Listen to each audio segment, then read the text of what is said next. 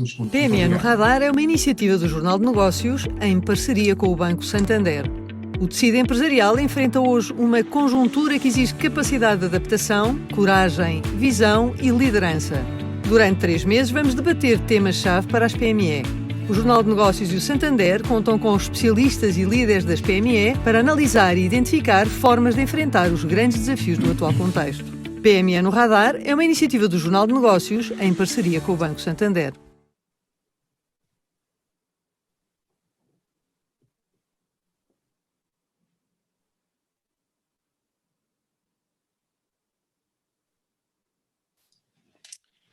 Bom dia, sejam bem-vindos à terceira Web Conference PME no Radar, uma iniciativa de negócios em parceria com o Santander, que visa dar a conhecer o contributo das empresas, entidades públicas e sociais no combate à Covid-19, mostrar exemplos de resiliência e adaptação ao difícil contexto criado pela pandemia, debater a resposta das empresas e dos responsáveis políticos, refletir sobre as mudanças que a crise presente pode deixar para o futuro.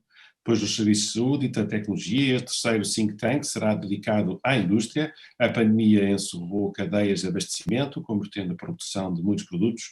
Além das dificuldades na oferta, o confinamento provocou um colapso da procura na maior parte dos setores. O escoamento continua a ser dificultado pelo encerramento de fronteiras e do espaço aéreo. Mas há empresas que estão a adaptar os seus negócios e hoje vamos conhecer mais um caso. Esta disrupção nas cadeias de valor traz também oportunidades na localização de produção em zonas de maior proximidade, o que pode beneficiar Portugal. A crise traz novos paradigmas e vai dar força a alguns que já vinham de trás, com uma preocupação com a sustentabilidade, onde a indústria tem um papel fundamental. Para debater estes temas, vamos ter connosco a Ministra da Coesão Territorial, Ana Abrunhosa, e um painel de oradores a quem agradeço a disponibilidade para se juntarem a nós. Esta webconference vai ser transmitida em streaming no site do Negócios. Espero que seja uma sessão interessante para todos. Passo agora a palavra a Miguel Belo de Carvalho, administrador do Santander Portugal, para fazer também uma breve nota de boas-vindas. Miguel. Sim, senhora. Muito bom dia a todos. Agradecer também a iniciativa aqui ao Jornal de Negócios por esta PME no Radar. Enfim, dar aqui umas boas-vindas, em particular à sua Ministra da Coesão Territorial, doutora Ana Abrunhosa. Agradecer também a participação de todos os oradores neste painel e para esta discussão, e dar só aqui algumas notas que me parecem relevantes do ponto de vista do Santander, que desde aqui a primeira hora procurou garantir não só a segurança dos seus colaboradores, mas acima de tudo o apoio imediato a todos os clientes, à economia e à sociedade em geral. Disponibilizámos um conjunto de iniciativas e de medidas com grande impacto nas famílias e nas empresas portuguesas. Ao nível das empresas, enfim, que é aqui um pouco o âmbito deste fórum, estamos de facto a fazer um grande esforço para ajustar e para ajudar a gestão da tesouraria das empresas e fazer chegar o mais possível as ajudas através das linhas de apoio à economia Covid. Implementámos um conjunto de medidas que agregadamente permitem às empresas poder respirar financeiramente para os próximos meses, através da renovação automática de linhas de curto prazo. Disponibilizámos as moratórias, incluindo, obviamente, a moratória do Estado, que vai vigorar até dia 30 de setembro. Temos cerca, enfim, só para vos dar um pouco a ideia da magnitude, cerca de 40% da nossa carteira de crédito a PMEs está nesta altura em moratória de capital.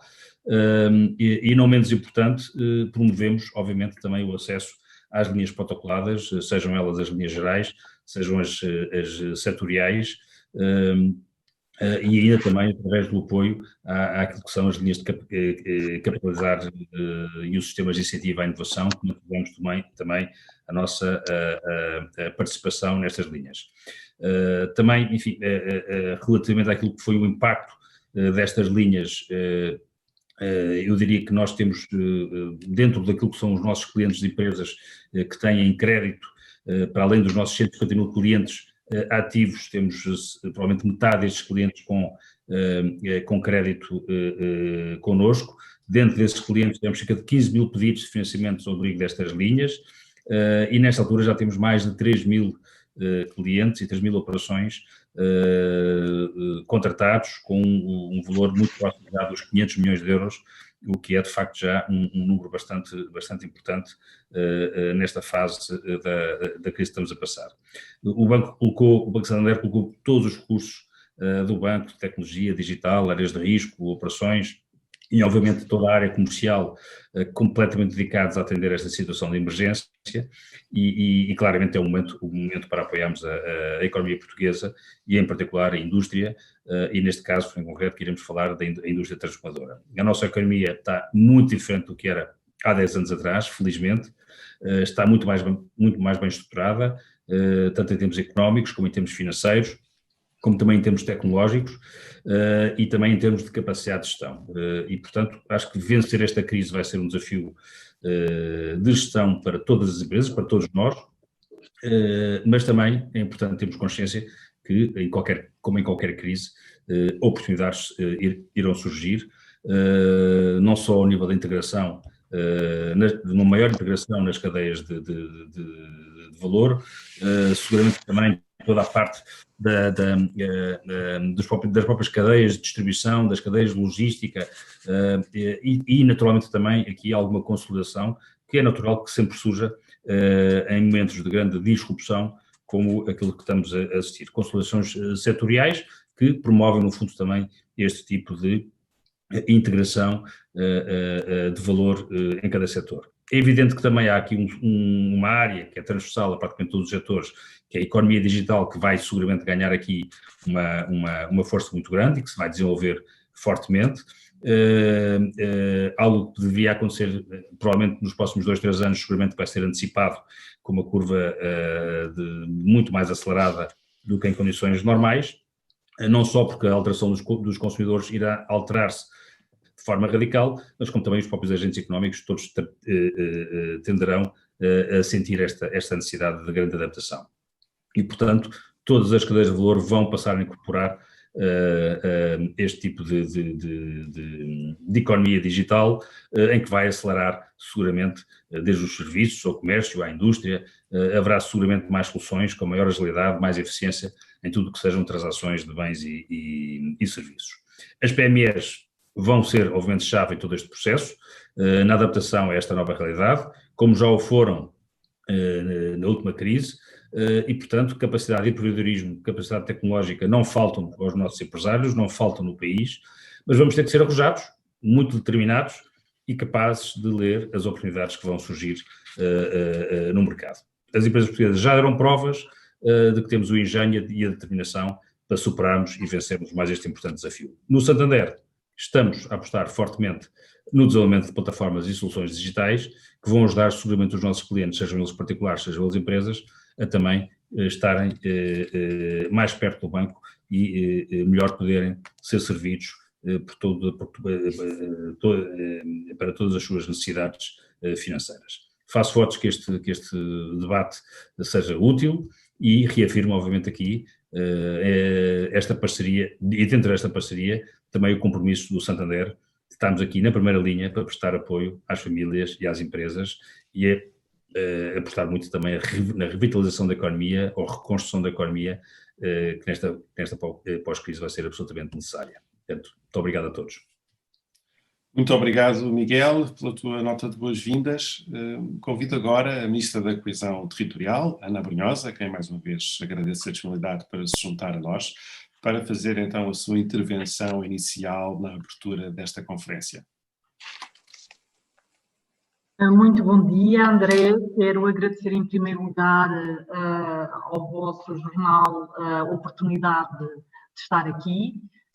Também agradecer ao Santander, que através do seu patrocínio permite que de forma coletiva discutamos estes assuntos que são tão importantes neste momento, e cumprimento também todos os intervenientes depois que irão fazer a discussão. André, só para a minha orientação, tenho 10 minutos, certo? Sim, 10, 15 minutos e depois conversamos um bocadinho os dois, pode ser? Muito bem, muito bem. O que é que eu queria de alguma maneira e vai duas ou três ideias que gostaria de partilhar, que são muito fruto da experiência que tenho no terreno, com as empresas, mas não só com o sistema científico e tecnológico, com as autarquias, com as instituições em geral. Eu, em primeiro lugar, queria dizer que tenho como convicção que a saída da crise se vai fazer, sobretudo, através das empresas, mas este vai ter que ser um processo de inteligência coletiva e, portanto, há todo um conjunto de atores que vão ter que apoiar as empresas, nomeadamente, e eles estão aqui nesta mesa, nesta nossa mesa virtual, a banca, as associações e outras empresas que não as do setor da indústria transformadora. O investimento público vai ser muito importante nesta fase da retoma, mas volto a sublinhar, a saída sustentável da crise será feita, aliás, como aconteceu no passado, através da atividade económica e do investimento das empresas. Claro que a área social é absolutamente fundamental, até porque temos de cuidar dos efeitos assimétricos que esta pandemia gera na população mais desfavorecida e mais frágil, a área cultural em si mesma, mas também na ajuda na retoma do próprio setor do turismo.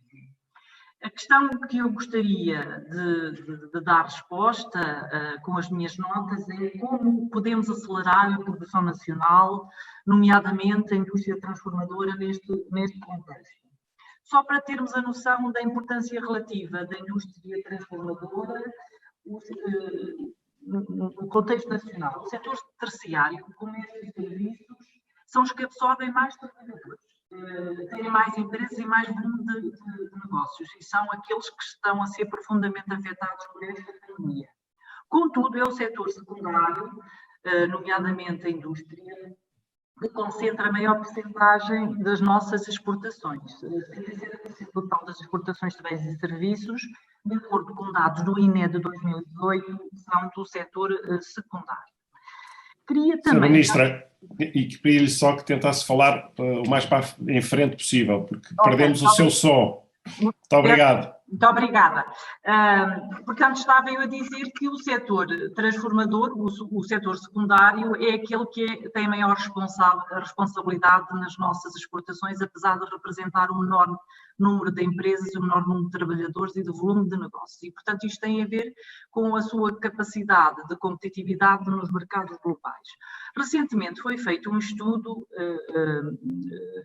sobre o novo desemprego, as fragilidades de uma opção produtiva nacional, do barómetro do Observatório sobre Crise e Alternativas, da autoria de João Ramos de Almeida, e este estudo tem uma conclusão que não é surpreendente, que é o setor industrial é aquele que consegue resistir melhor aos ciclos de recessão da economia, portanto, mantém os postos de trabalho, mas também é aquele que menos emprego gera nas fases de expansão. Portanto, o que é que nós verificamos? Nós verificamos que, ao contrário da indústria, os serviços são aqueles que expandem em fase de retoma, mas que também, depois, nas fases de recessão, são os serviços que se retraem de forma mais desproporcional e, portanto, manifestando aqui uma grande volatilidade. E nestes serviços temos o turismo.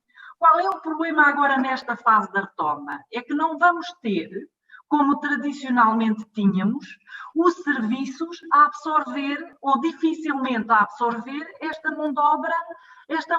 E, portanto, há aqui uma diferença abismal face ao passado, em que, em fase de retoma, estes setores, como o turismo, o imobiliário, por exemplo, o alojamento, a restauração, absorviam esta mão de obra. Portanto, o turismo não vai poder absorver os empregados e, portanto, isto implica aquilo que todos temos vindo a discutir e que já ficou implícito no discurso de Miguel Melo, que é esta ideia daquilo que temos ouvido e daquilo que tem sido também o discurso do nosso primeiro-ministro, que é temos que aumentar a nossa base industrial. Até porque é ela que garante emprego sustentável. e as tendências, estes dados são com uma tendência de 40 anos e isso é absolutamente, são dados, não são, digamos, percepções. Não só para diminuir a nossa dependência do exterior, que esta crise tornou demasiado evidente, mas porque, como também já foi dito, as cadeias de produção mundiais terão que necessariamente deslocar-se de Oriente para o Ocidente. Por várias coisas. Para assegurarmos o nosso nível de autossuficiência em produtos e equipamentos essenciais. Esta crise tornou isso demasiado evidente, mas também pela mudança que se vem registando de forma consolidada nos hábitos de consumo, nomeadamente os consumidores, e isso tem-se verificado, têm cada vez mais preocupações com as questões ambientais, com as questões sociais que estão subjacentes à produção dos bens que consomem. E, portanto, esta concentração na produção nacional vem acompanhada, como também já foi referido, numa mudança de paradigma, ou seja, este reforço da indústria não vai ter que significar uma indústria nova. Mas queria chamar a atenção aqui de uma coisa, porque quando falamos de indústria transformadora, queria salientar que o desenvolvimento desta indústria depende do desenvolvimento de um conjunto de serviços muito importantes, também já foram referidos, em diferentes áreas, não só nas áreas tecnológicas, nas áreas ligadas ao marketing, aos serviços de certificação, em várias áreas. Ou seja, eu tenho muita dificuldade em falar apenas de indústria transformadora, em falar apenas da parte da produção. Eu prefiro o conceito, ou de fileiras de produção, eu prefiro o conceito de cadeias de valor, como também foi já usado esse conceito. Isto é muito importante, de facto, termos produção nacional, mas para ela ser competitiva, nós temos que juntar a essa produção nacional um conjunto de outros setores e, portanto, nós estamos a falar aqui de clusters que agregam um conjunto importante de setores. Neste domínio, as startups que existem e que foram um exemplo muito interessante na pandemia, muitas delas estiveram a contratar em pleno período de pandemia, viram os seus negócios estimulados, acompanharam muitas empresas já a planear a retoma. Portanto, conseguimos em Portugal alguns polos de serviços ligados à indústria que são muito importantes para o desenvolvimento tecnológico da própria indústria e aqui da indústria transformadora que é o que está em causa. Eu dou só um exemplo da indústria automóvel, que é muito importante, mas nós não podemos só ser produtores de componentes de automóveis. A inovação começa no design, nos materiais, onde há uma pressão muito grande no que respeita à alteração dos materiais, no desenvolvimento de moldes inteligentes e por aí fora. Nós hoje dentro de um molde temos chips, nós hoje temos moldes inteligentes e isso só é feito se na produção incorporarmos cada vez mais conhecimento e cada vez mais tecnologia. Portanto, este retorno à indústria ou este reforço na indústria tem que implicar uma nova indústria, uma forma, e portanto temos que aqui falar de outra, o meu conceito é de cadeia de valor. E este conceito significa que o reforço da base industrial obriga a que os setores trabalhem em rede. Nós em Portugal temos muito pouco essa prática. Em alguns setores isso permitiu a sobrevivência dos setores, como recordo que no final da década de 90 se preconizava a morte do setor do calçado, do têxtil, dos moldes, e foi através de um trabalho em rede, com os seus centros tecnológicos, com as associações empresariais que são muito importantes, que estas empresas trabalharam as cadeias de valor, supriram as falhas da cadeia de valor com conhecimento, envolvendo as entidades do sistema científico e tecnológico. Recordo que foi nessa altura, nomeadamente na área do têxtil, na área do calçado, que se desenvolveu uma importante indústria de equipamentos, que temos que continuar a desenvolver, porque ela é absolutamente fundamental para a indústria transformadora.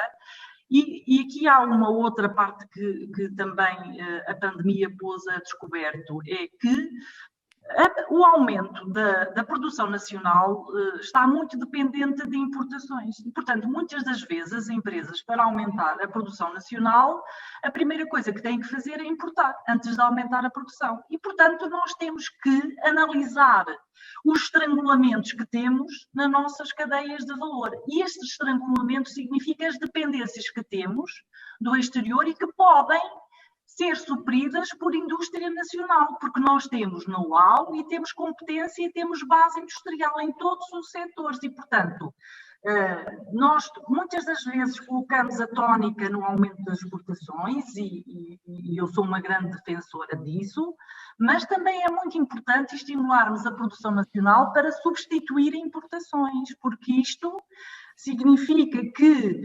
completamos as nossas cadeias de valor. Isso só se faz quando os diferentes setores se articulam entre si e tornamos menos dependentes e mais. As nossas empresas, através disto, apropriam-se de uma parte cada vez maior do valor final do produto no mercado e, portanto, é mais difícil substituir-se nessa cadeia de valor as nossas empresas por outras empresas de outros territórios. Portanto, é muito mais difícil, digamos, deslocalizar as atividades, porque não estamos apenas a falar de produção. Estamos a falar de valor e estamos a falar de valor a montante da produção, na produção e a jusante da produção. Isto implica, e eu vou só dar 2 notas finais, porque há muito a dizer sobre isto, mas por isso é que temos os nossos oradores.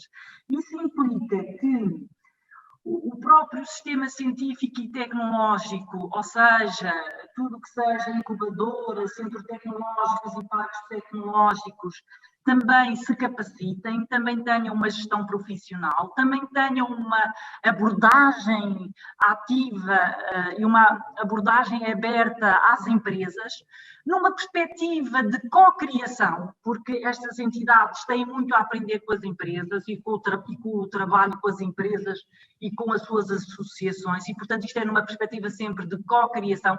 Eu não gosto da palavra transferência do conhecimento, transferência de tecnologia e por isso é que gosto do conceito de cadeia de valor, porque, em geral, o que se faz quando há uma interação entre o sistema científico e tecnológico, entre estas infraestruturas científicas e tecnológicas, o que nós verificamos é que há aquilo que nós chamamos um win-win, ou seja, há aqui uma co-criação de conhecimento. Isto implica também que o próprio Estado se modernize, se desburocratize, se torne mais ágil, porque é envolvente, ou seja, nós quando falamos de cadeias de valor, a envolvente é muito importante, tudo que são aquilo que chamamos os custos de contexto, que têm a ver com tornarmos a envolvente cada vez mais amigável a estas cadeias de valor e, portanto, também a importância do Estado, desde as autarquias, passando pelas CCDRs, até aos governos, até às direções gerais, também serem mais ágeis, menos burocráticas. Este governo, através do Ministério da Ministra Alexandra Leitão,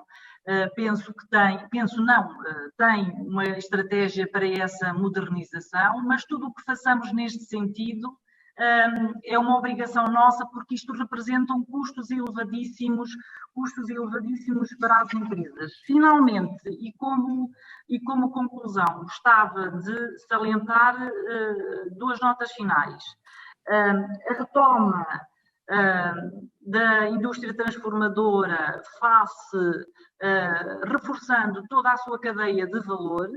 Isto é um processo de inteligência coletiva e acredito, sobretudo, que a banca, mas também o governo, tem um papel muito importante na capitalização das empresas, porque é isso que as vai tornar muito mais fortes, nem que isso implique que temporariamente o Estado ou a banca entre para o capital das empresas e depois, quando elas passem este período mais difícil, saiam do capital das empresas, mas verdadeiramente nós não podemos perder o know-how, o capital que temos. Nós temos um excelente sistema de educação, nós temos empresários e empresas de grande valor e, portanto, temos que todos coletivamente contribuir, e o governo em primeiro lugar,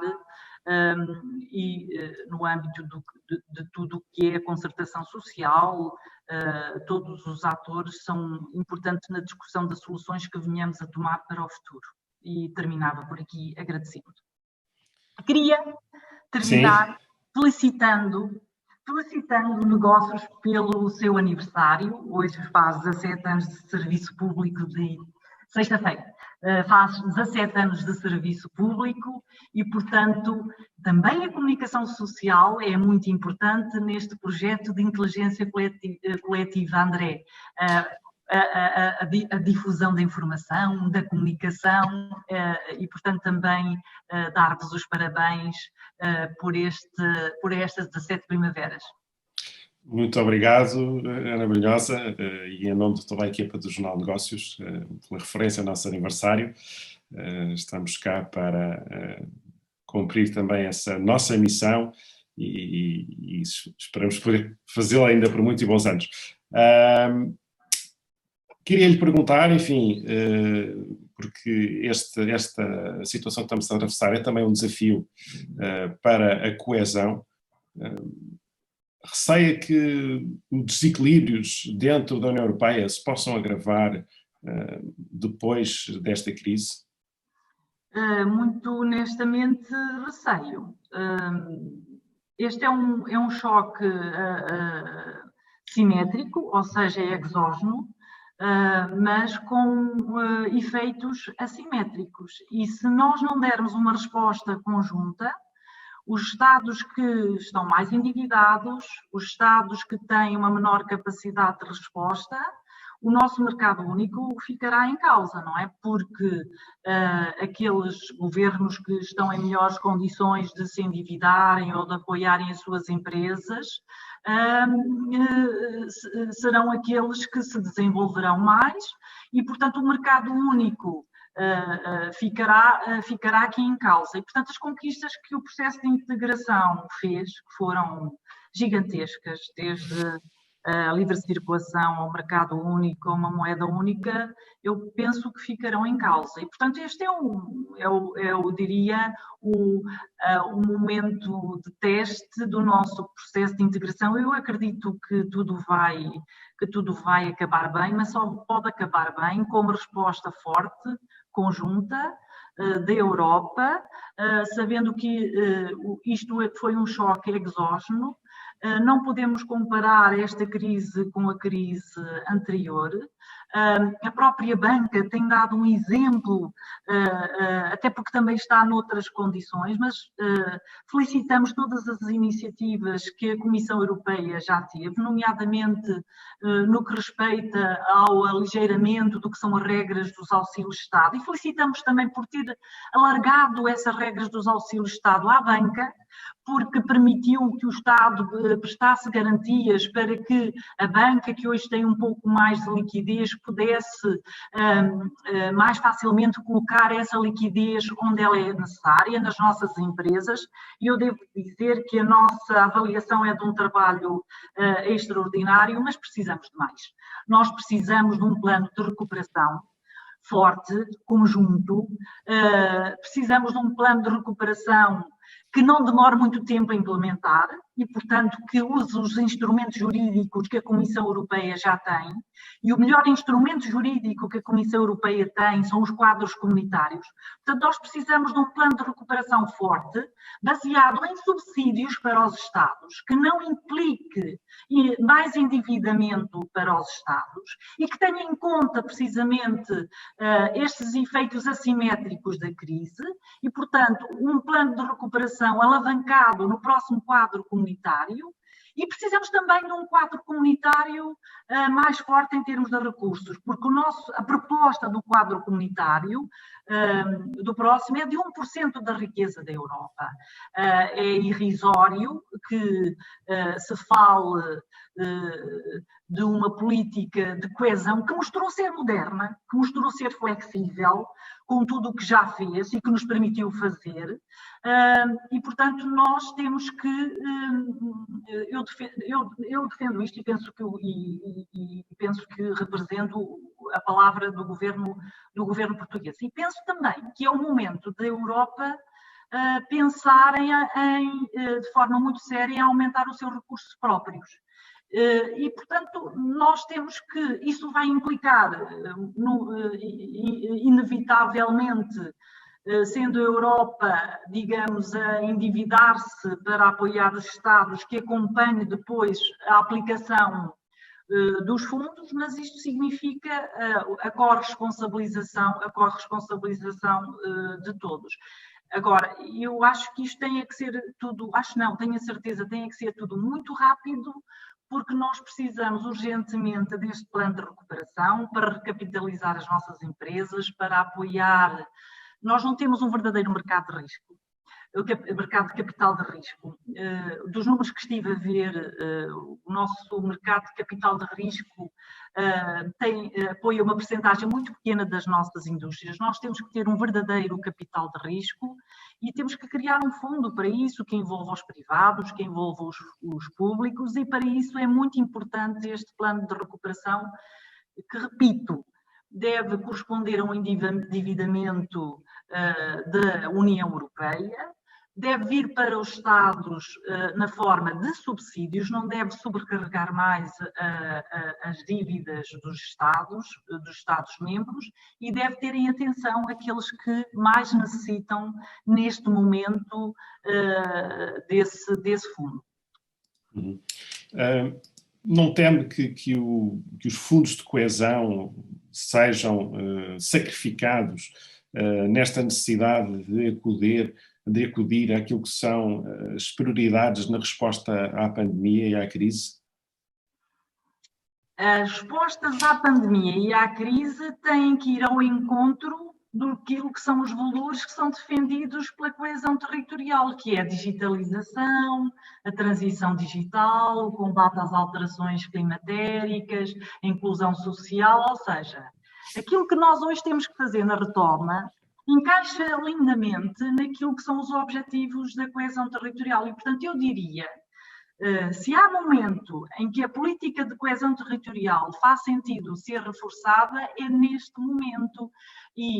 Porque é a política de coesão territorial que permite a utilização flexível dos apoios, até porque os países são diferentes entre si, a política de coesão territorial não pode ser igual para todos os países. Dentro dos países, as regiões são diferentes, nós temos que dar mais autonomia às regiões.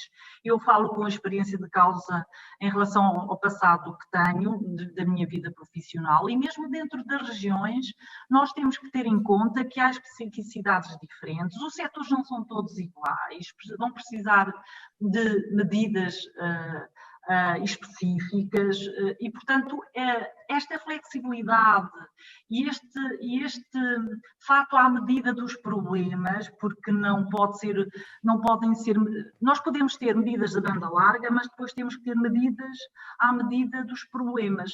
E só eu vejo, ao contrário do que muitos dizem que a política de coesão é uma política ultrapassada, ela revelou nesta fase que ela é uma política moderna, que têm a flexibilidade para se adaptar na resolução destes problemas, não só na derrogação do cumprimento do Pacto de Estabilidade e Crescimento, mas também na flexibilidade que nos permitiu no uso dos fundos da coesão e, portanto, respondendo à sua questão, acredito que é precisamente o contrário, é no combate à pandemia, na ajuda à retoma, que a política de coesão faz mais sentido, é aquela que está mais preparada para fazermos a retoma, é aquela que já usa instrumentos financeiros, é uma política moderna, uma política que está absolutamente inovadora, que está absolutamente adaptada para fazermos a retoma e para fazermos a retoma de acordo com o caminho e os valores que se impõem no mundo de hoje, não é? Na sociedade do conhecimento, mas onde temos muitos desafios, aqueles que já referi e que fazem parte da política de coesão. De forma que os fundos estruturais vão ser usados para apoiar a retoma da economia e a indústria transformadora em particular? Nós temos que pensar em diferentes fases. Esta é a fase agora da confiança, de criarmos confiança nas empresas, nos seus trabalhadores. Eu devo dizer uma coisa, se houve setor que nunca fechou, foi a indústria neste período.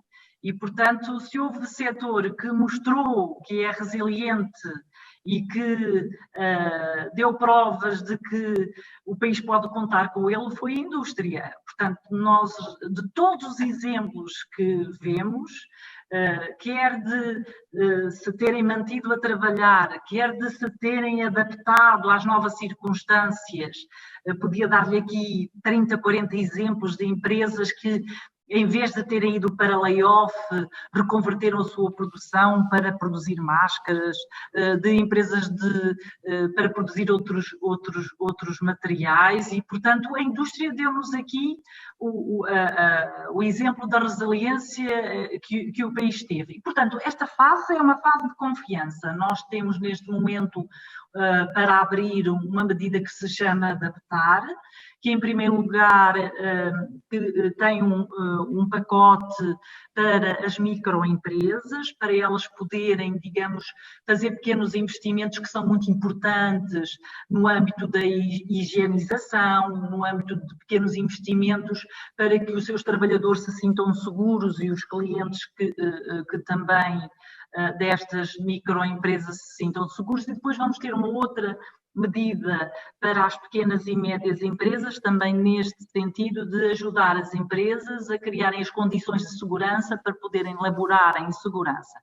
Mais adiante, naturalmente que temos que atuar com instrumentos mais poderosos, e aí era muito importante, e a nossa preocupação da transição entre quadros comunitários, que tivéssemos aqui um plano de contingência para que se assegure a transição entre quadros comunitários, e aqui é muito importante a recapitalização das empresas, e já não é a primeira vez que os fundos de coesão, nomeadamente através da IFD e com a banca, criam fundos para recapitalizar empresas. Essa pode ser uma linha que devemos consolidar no futuro. E, por que não, também apoiando as empresas em processos inovadores e destacando aquelas que, de facto, dão provas de que têm know-how, de que têm uma gestão profissional, de que têm trabalhadores qualificados, mas que estão a passar uma fase difícil e, portanto, nós temos os instrumentos tradicionais do Portugal 2020, que podem ser mais arrojados e mais inovadores num plano de retoma, mas volto a referir, André, não vale a pena muito inventar a roda. Nós temos, de facto, que ter um plano de recuperação que deve ser conjunto a nível europeu, que deve ser alavancado no que são as prioridades das empresas hoje, da digitalização, de caminharmos para uma economia cada vez mais circular, do combate às alterações climáticas, porque elas estão aí e podem também provocar também choques exógenos, como as pandemias. E, portanto, temos instrumentos que podem ajudar na retoma. Há aqui uma coisa que eu queria dar também ênfase, a importância que as startups têm. Nós criámos, o Ministério da Economia criou um programa específico para as startups. As startups são a maneira mais simples ou pelo menos mais inteligente de injetarmos conhecimento e tecnologia no sistema económico. Elas têm normalmente taxas de crescimento muito elevadas, mas normalmente começam por ser empresas pequenas e, portanto, todo o sistema à volta das startups tem que ser estimulado e estas startups têm que ser apoiadas.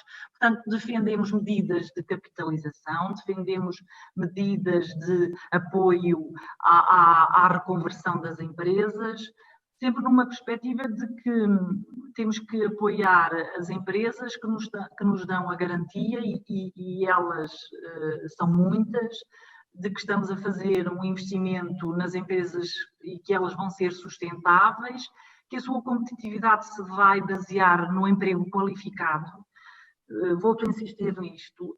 Esta é também uma fase em que temos que investir muito na requalificação das pessoas. Daí também termos feito um esforço com o layoff para que as relações laborais se mantivessem, porque quando as pessoas ficam desempregadas há um período de transição longo até entrarem no mercado de trabalho, que torna a sua empregabilidade cada vez menor.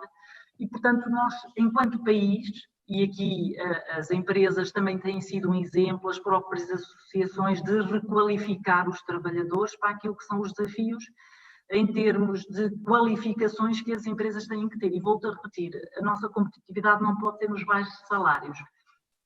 A nossa competitividade tem que ser no emprego qualificado, porque mesmo que paguemos salários elevados, nós temos sempre fatores de atratividade que outros países não têm. Se há uma coisa que esta pandemia veio salientar, é que aquilo que eram os nossos fatores de atratividade se mantém, e acrescentamos outros.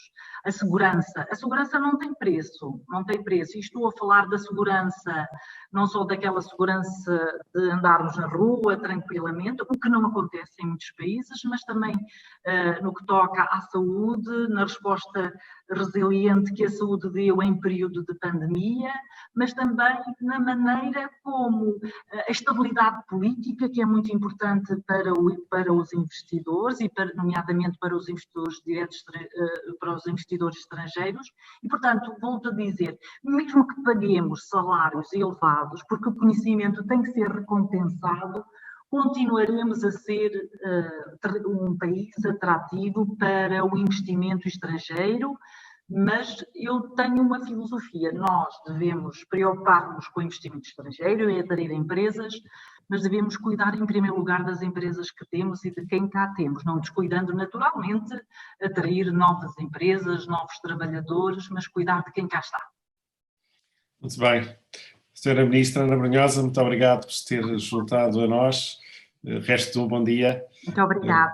Muito obrigado. Eu vou mantendo por aqui para vos ouvir e para aprender convosco. Muito obrigada por esta. Muito bem, muito obrigado. Muito obrigado. Vamos então avançar para o nosso painel de debate, SPME em Portugal, presente e futuro, o novo normal. E para debater o tema de hoje, temos Inês Barbosa, CEO da Winxis, uma empresa tecnológica de Vila Nova de Famalicão, Jaime Quezado, economista e gestor, Jorge Portugal, diretor-geral da Cotec, Associação Empresarial para a Inovação, Maria da Graça Carvalho, deputada, Parlamento Europeu e presidente do Intergrupo Investimentos Sustentáveis de Longo Prazo e Indústria Europeia Competitiva, e Miguel Goilão, vice-presidente da Acimagra, Associação dos Recursos Minerais de Portugal. Miguel, eu ia começar por si e por, enfim, lhe perguntar,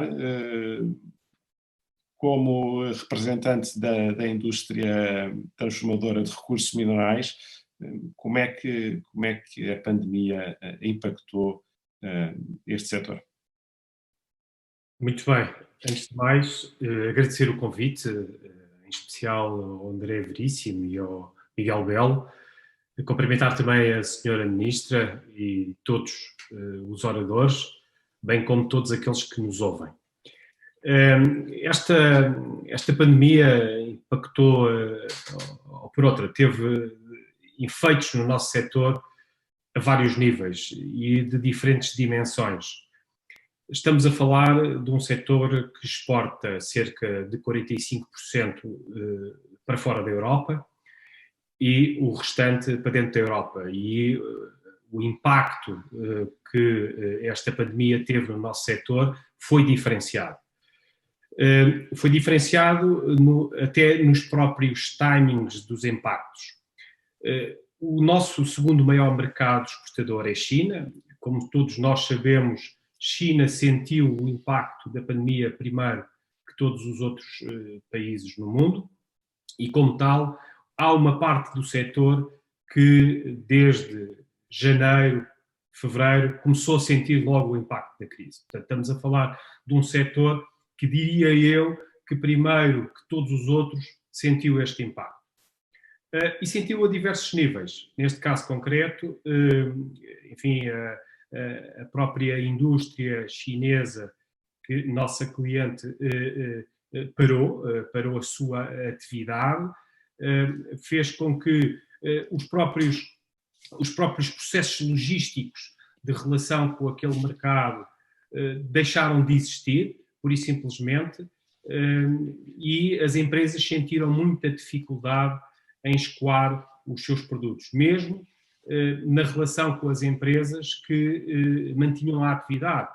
Ou seja, não havia logística disponível para fazer chegar os produtos àqueles destinos. Depois veio o efeito da pandemia nas empresas que trabalhavam com a Europa. E aí aquilo que se verificou é que, apesar de ter havido um impacto ao nível da produção, as empresas não pararam de uma forma tão drástica, diria eu. Portanto, nós temos aqui um impacto no nosso setor de atividade que se verifica desde janeiro e que se prolonga até aos dias de hoje, levando-nos a ter já uma avaliação daquilo que será o impacto em 2020, que se cifrará à volta dos 400 milhões de euros, portanto, negativo neste ano. Portanto, é algo com muito significado. E, enfim, mas algumas empresas continuam a laborar do setor? Praticamente todas as empresas estão a laborar. Há empresas que recorreram a layoffs parciais, mas em situações muito reduzidas. Portanto, o que é que acontece com o nosso setor de atividade? Nós estamos a falar de um setor que, por norma, planeia a sua atividade industrial a médio e longo prazo. Nós não somos um setor que produz para amanhã. Portanto, normalmente, nós trabalhamos os projetos esses que demoram algum tempo e têm alguma maturidade de decisão, e eu diria que, se calhar, o maior impacto que esta pandemia terá no nosso setor de atividade será em 2021. E eu vou dar alguns exemplos. Vamos imaginar, por hipótese, projetos que estão neste momento em carteira para poderem arrancar, por exemplo, na área do turismo, novos hotéis, novos resorts que estavam pensados e que eventualmente iriam ser desenvolvidos. Eles serão todos eles repensados, provavelmente adiados, provavelmente muitos deles nem sequer se concretizarão. O que vai acontecer no mundo inteiro é que vai haver muito mais disponibilidade de oferta por parte da indústria para menos obra disponível. Vai haver maior concorrência, e isso a nós não nos assusta, contudo, vai fazer com que, eventualmente, em 2021, o impacto sobre o nosso setor será superior. Maria da Graça Carvalho, hoje já falámos aqui um pouco sobre isto, mas a pandemia vai de facto ter consequências grandes ao nível das cadeias de valor. Como é que isto pode ser uma oportunidade para Portugal?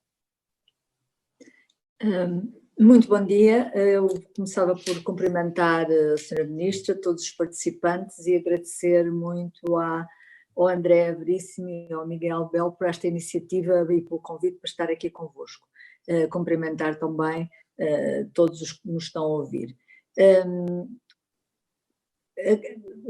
A crise do Covid tem, como é conhecimento de todos, um grande impacto na parte industrial e nas cadeias de valor, e agora teremos que nos preparar para a recuperação e lutar contra esse impacto.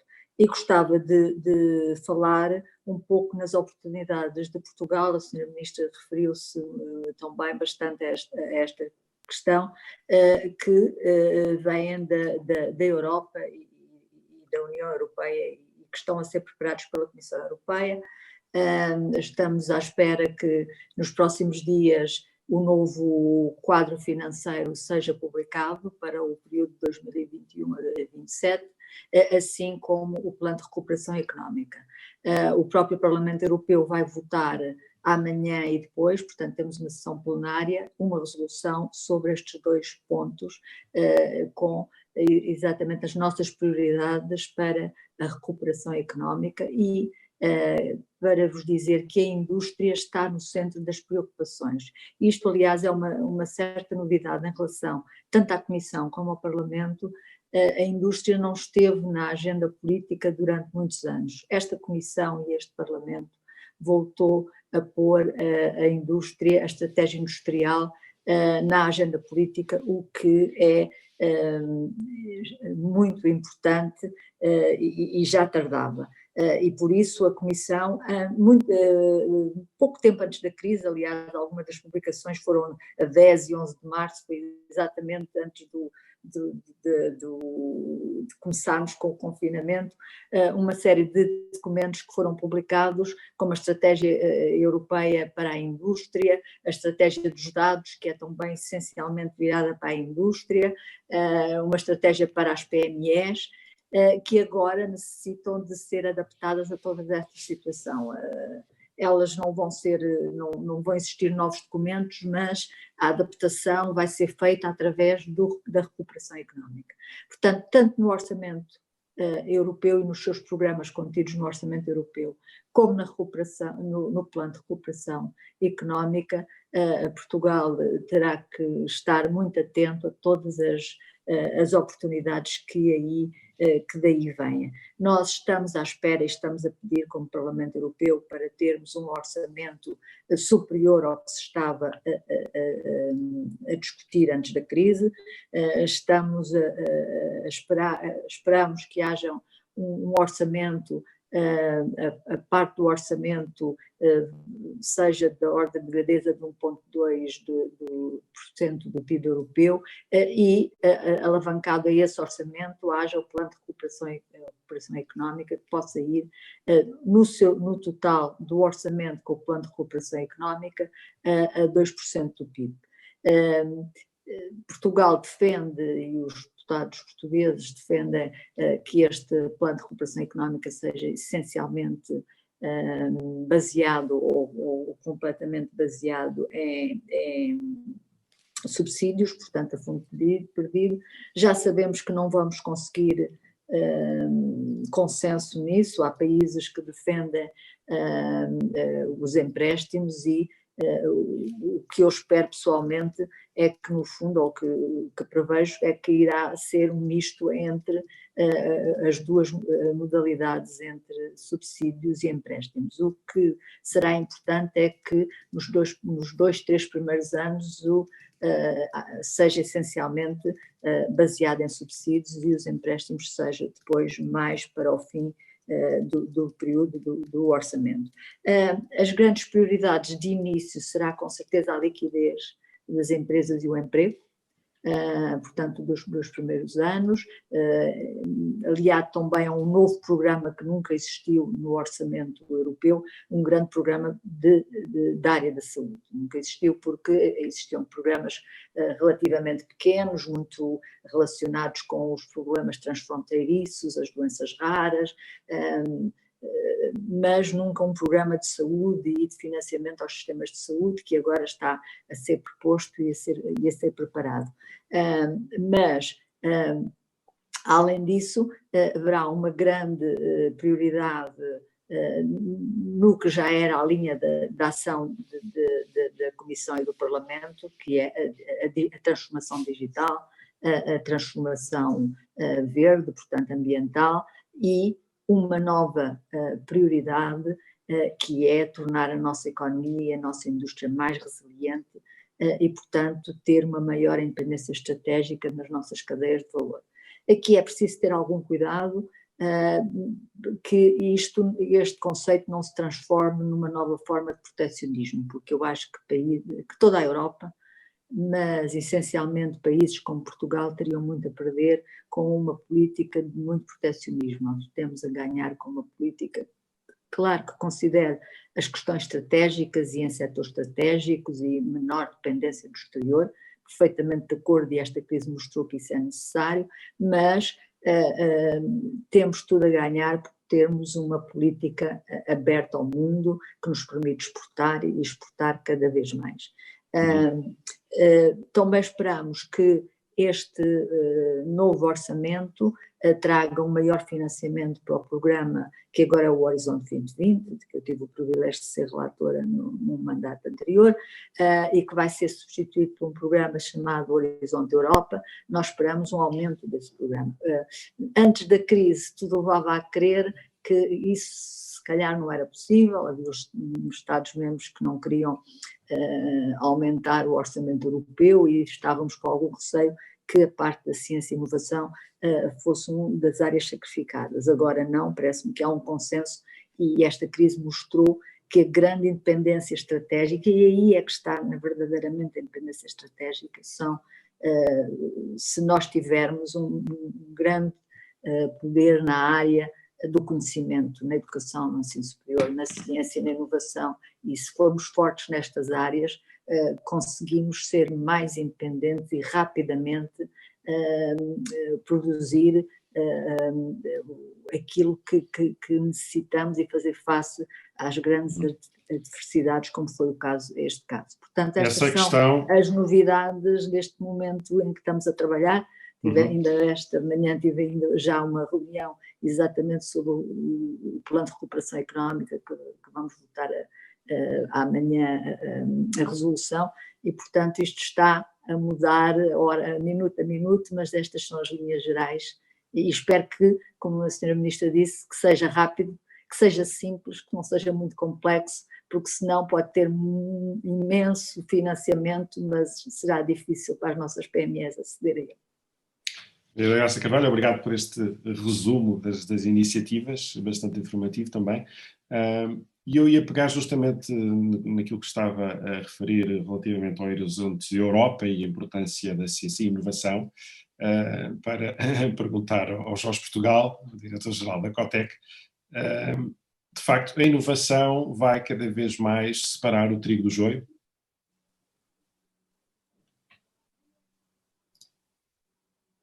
Bom dia André, bom dia aos participantes que nos ouvem e que nos veem, bom dia também, Sra. Ministra, aos nossos convidados, e parabéns ao Negócios por os 17 anos de serviço público, de informação empresarial, tão importante num mundo onde a informação e a informação fidedigna é também a condição, o alimento necessário para a tomada de decisão acertada. Também ao Santander, nosso associado, ao Miguel Carvalho, exatamente, também parabéns pela capacidade notável da banca, entre as outras infraestruturas críticas do país, de ter respondido tão rapidamente, e nomeadamente a este primeiro resgate que foi necessário fazer às empresas, o resgate da tesouraria, para, digamos, que as empresas pudessem continuar a funcionar de uma forma normal. Eu diria que a inovação é uma peça muito importante. Há várias peças que explicam esta crise. Eu diria que esta é uma crise em 3 atos. O primeiro ato já terminou, foi o choque e a resposta a esse choque, o confinamento.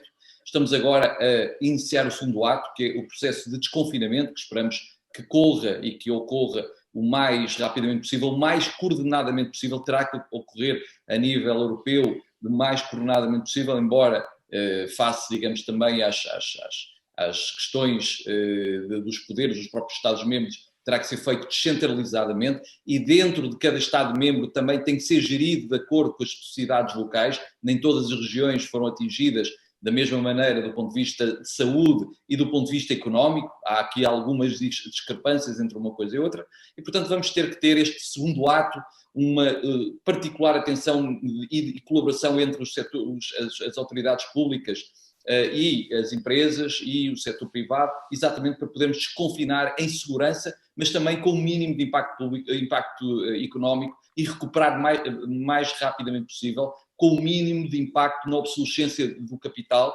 Obsolescência do capital, em termos práticos, significa falências e com uma queda de produtividade mínima e uma recuperação rápida dessa produtividade. É evidente que eu disse que houve, e já agora o terceiro ato vai ser a recuperação, e essa recuperação está ainda para ser escrita e ser construída, como a professora Maria da Graça Carvalho disse. Bom, há aqui elementos-chave nesta história que explicam também a capacidade de resposta que assistimos a esta crise. A primeira ideia são a ideia das PMEs, e as PMEs inovadoras. Não é uma ideia nova, as PMEs não se tornaram inovadoras ontem, é um caminho longo de transformação e de resiliência e de passagem por sucessivas crises nas últimas, pelo menos 2 a 3 décadas, e em particular na última década. A última década Portugal foi sujeito não só à crise global de 2008, depois a uma crise de dívida, depois uma crise, portanto, soberana, e depois um programa de assistência. E não obstante tudo isso, as PMEs continuaram e passaram, digamos, fizeram o seu caminho. A senhora Ministra referiu que as PMEs e as empresas vão ser o grande motor de saída da crise. O que aconteceu em 2010 foi, efetivamente, a abertura da economia portuguesa ao mundo, a maior integração à economia mundial, passando as exportações no peso do PIB de 29%, neste momento a 45%, atingindo, digamos, já praticamente estando a chegar.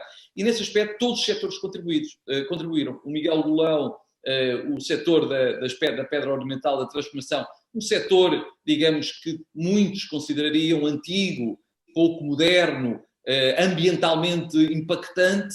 Nós olhamos este setor que há 15 anos tem feito uma trajetória notável pela inovação, pelo investimento tecnológico, e investimento tecnológico em todas as áreas. Eu diria que o setor da transformação das pedras ornamentais é um setor de altíssimo valor acrescentado, tudo se faz em Portugal, a pedra é natural, é um setor da bioeconomia, porque extrai, digamos, o produto natural e é um produto de alta durabilidade, portanto também mantém a sua permanência no tempo, portanto é um produto circular também, mas o que foi importante foi que o setor reinventou-se. Fala-se muito no calçado, as máquinas permitiram reinventar, digamos, a competitividade do calçado, foram aplicadas também ao setor da pedra, que permitiu, efetivamente, criar uma indústria hoje moderna, uma indústria altamente especializada, que compete com os grandes concorrentes, nomeadamente os italianos, e que permite, digamos, globalizar essa indústria. Uma empresa hoje transforma pedra em Portugal para construir uma infraestrutura na Colômbia. E essa transformação aconteceu em todos os setores. E aconteceu em todos os setores durante esta década. Nós chegamos a esta crise numa situação em que, por exemplo, 2016 foi, só para dar uma ideia, os programas, o COMPET, o programa de apoio à inovação produtiva, em 2016 não tinha a palavra indústria 4.0, o conceito de indústria 4.0, nem o conceito de economia circular. Foi necessário uma enorme agilidade também aí da administração pública e das políticas públicas de adaptar e incluir dentro, digamos, daquilo que eram os conteúdos, as linhas, os avisos, estes novos conceitos essenciais para a inovação. E as empresas responderam.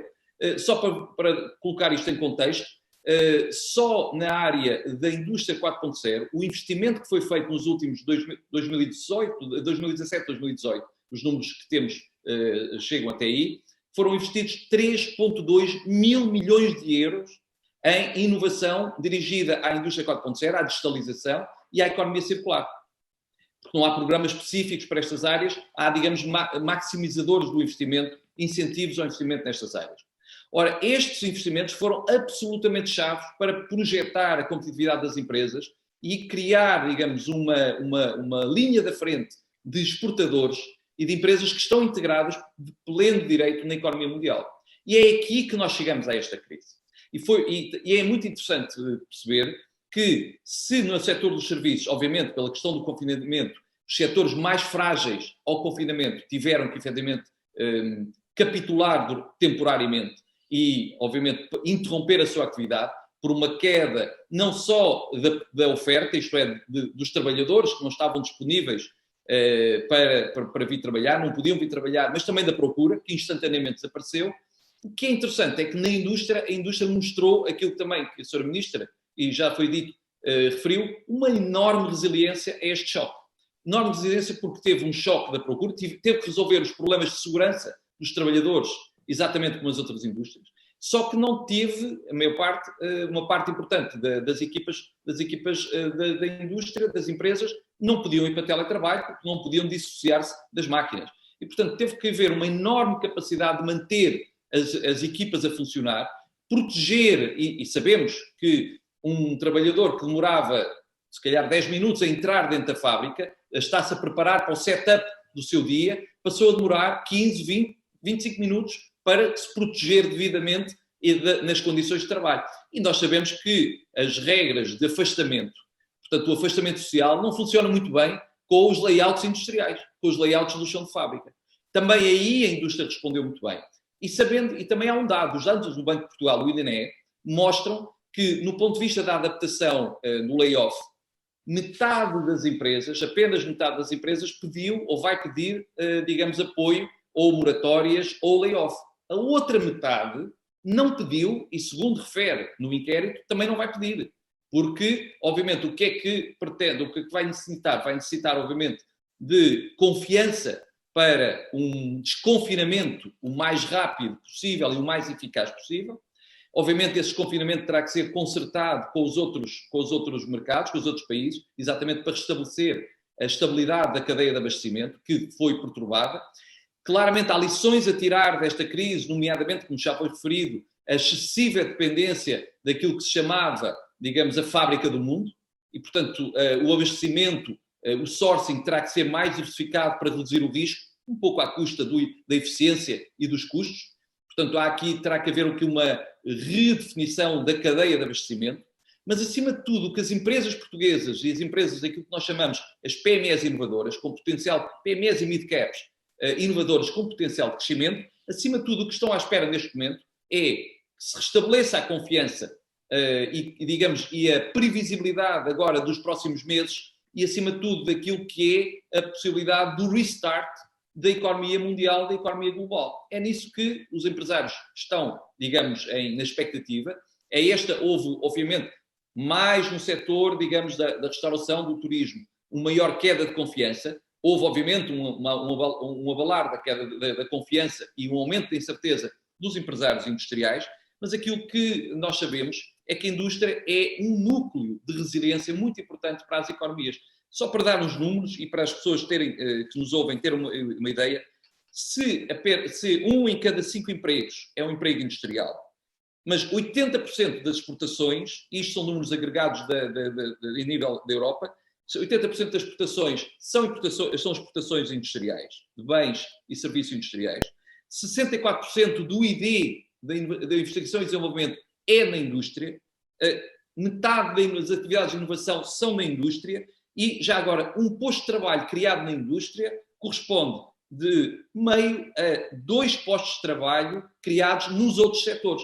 Portanto, os multiplicadores da indústria são incontornáveis e é fundamentalmente aquilo que também já foi dito, a intenção dos decisores políticos e do governo de reforçar, e todos os países vão fazer isto. Aliás, esta crise teve um mérito, foi perceber que a Europa tem que reindustrializar, é um conceito que foi lançado já em comissões europeias, portanto, anteriores, portanto, é um conceito que já vem de trás, que tem vindo a oscilar. A professora Maria da Graça Carvalho referiu, e para nós é uma boa notícia, que pela primeira vez a Comissão Europeia considera uma prioridade à indústria, mas mais do que propriamente eu diria mais propriamente uma reindustrialização aos modos antigos, nós vamos precisar de um renascimento industrial. E o renascimento industrial, os empresários portugueses sabem muito bem o que é que isso significa. Sabem o que significa porque já começaram. A bioeconomia e a economia circular são elementos essenciais deste renascimento. E já agora, a digitalização. Porque nós já temos, neste momento, as aplicações de bioeconomia e de economia circular, neste momento já valem mais de 10% do PIB, ou de valor acrescentado, e mais de 10% em termos de emprego. E estão, digamos, transversais em quase todos os setores. Nós fizemos recentemente, a Cotec publicou recentemente um estudo chamado Bioeconomia Circular Digital, o potencial para Portugal, e mostra que, efetivamente, que este setor tem particular, ou estas atividades têm particular impacto na indústria transformadora, na construção, no têxtil, no calçado, e acima de tudo, o que este renascimento industrial significa é uma convergência entre diferentes setores e em diferentes áreas de conhecimento. Também é uma novidade esta ideia de que não basta apenas fabricar, a fabricação é fundamental, não podemos fazer o outsourcing como fizemos até agora na fábrica do mundo, temos que repatriar alguma da nossa produção, em setores estratégicos certamente, já falámos sobre isso, mas acima de tudo é preciso ter a fábrica para criar valor a montante, isto é, no design de produtos com maior performance ambiental, com uma menor exigência nos recursos naturais, com um sistema de sourcing em matérias-primas renováveis, aquilo que nós chamamos as matérias-primas bio, e portanto produzidos através de produtos, de sistemas renováveis, e depois termos, digamos... Jorge, tenho que lhe pedir para concluir, para tentarmos fazer aqui depois uma segunda ronda, se faz favor. Terminar dizendo que nesta perspectiva é aqui que as áreas de crescimento e de criação de valor estão, digamos, presentes. E os empresários portugueses já estão a fazer este caminho. O que é preciso? Continuar, e eu termino já de seguir, continuar, digamos, proteger o investimento que já foi feito. Já agora e a banca está exatamente com o maior, quando se fala de mutualização de dívida, é possível mecanismos que já estão a acontecer através, por exemplo, do Banco Central, do Banco Europeu de Investimento, de apoio à banca, para que a banca tenha mais apetite ao risco das PMEs e do investimento das PMEs. Isso já está a acontecer. E, portanto, é preciso, efetivamente, a partir de agora, que nós tenhamos um plano de investimento, de proteção do investimento já contratado e de uma boa articulação, uma boa equipa entre o investimento público, políticas públicas, agora o quadro 21 e 17, e o apoio da banca, que é indispensável também para este restart também do investimento, com mais confiança por parte dos empresários. Inês Barbosa, que é Chief Communications Officer da Winxis.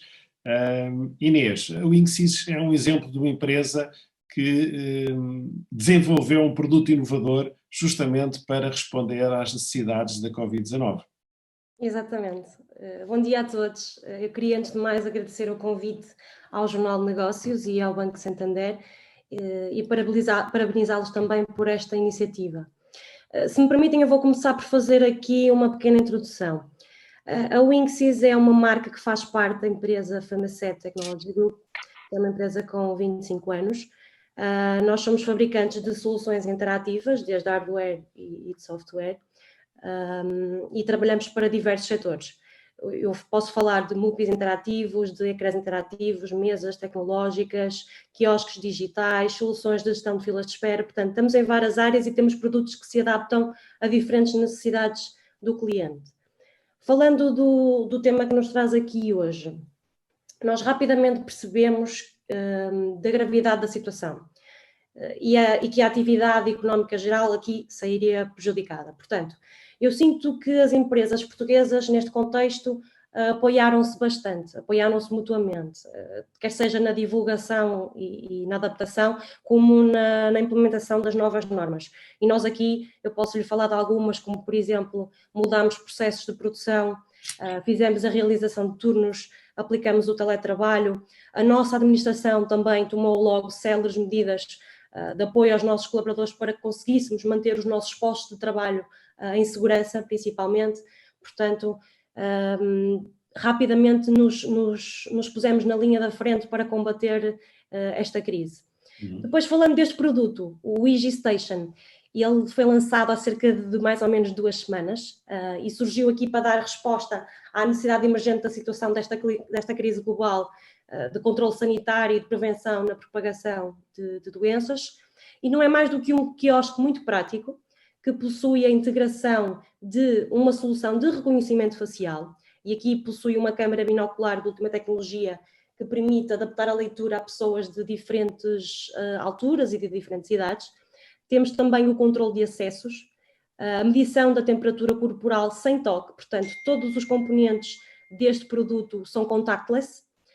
Temos também a validação da utilização de uma máscara e se o utilizador não estiver a utilizar essa máscara, ele recebe uma espécie de aviso que é comunicado a quem tem acesso ao quiosque. Para além disso, tem também um display profissional que vai passando informação em formato de sinalética digital. Tem um dispensador automático de desinfetante para as mãos, que também ele funciona por sensores, ok?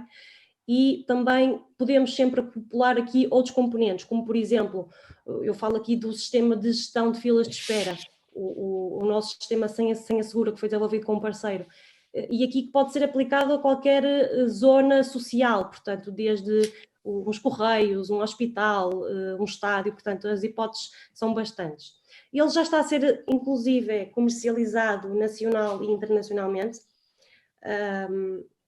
Eu acredito que ele será amplamente utilizado em espaços públicos como os restaurantes, salas de espetáculos, cafés, estações ferroviárias, portanto, praias até, quem sabe, porque a situação não é fácil e as empresas têm que dar resposta para esta situação.